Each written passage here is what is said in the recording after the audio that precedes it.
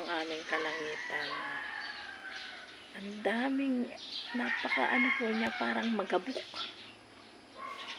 Siguro po ito gawa ng galing sa bulkan. Ayan po, para po siyang mausok. Siguro po ito yung galing sa bulkan. Yan, ayan po, para po siyang yung fog na baba.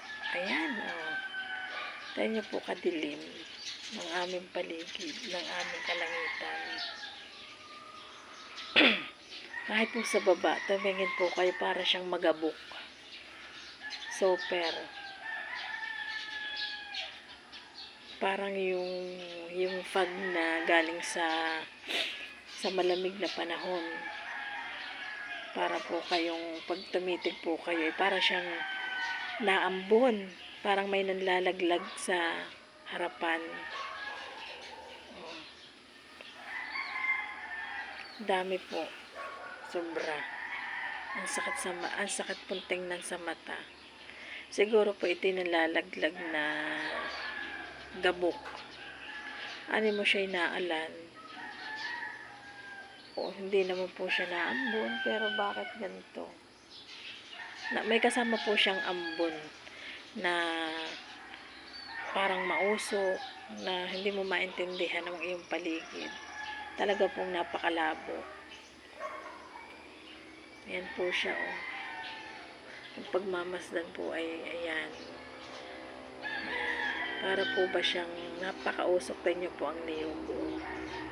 Napakalabo siya, malabo tingnan ang mga puno. Ayan. Napakalabong tingnan ang mga puno. Ayan po, tingnan niyo po. Ayan, Super. Napakalabo. Ang daming parang gamok ng lalaglag na may kasamang ambon. Ayan po. Ang sakit po sa mata pagmamasdan. Hindi mo alam po ito'y ambon o alikabok. Alikabok na kung saan nanggagaling. Galing sa kalawakan. Siguro po ito'y gawa sa bulkan.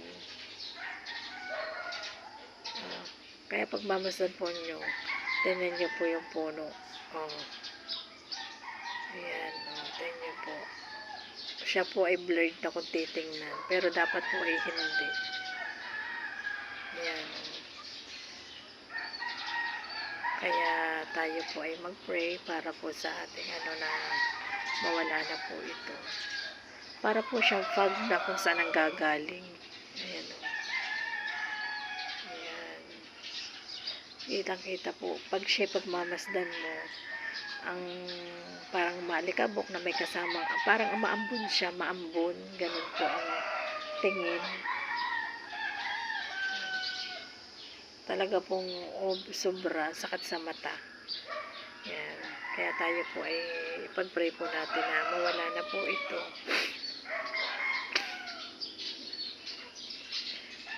Ayan po. God is good naman po. Kaya mawawala din po ito.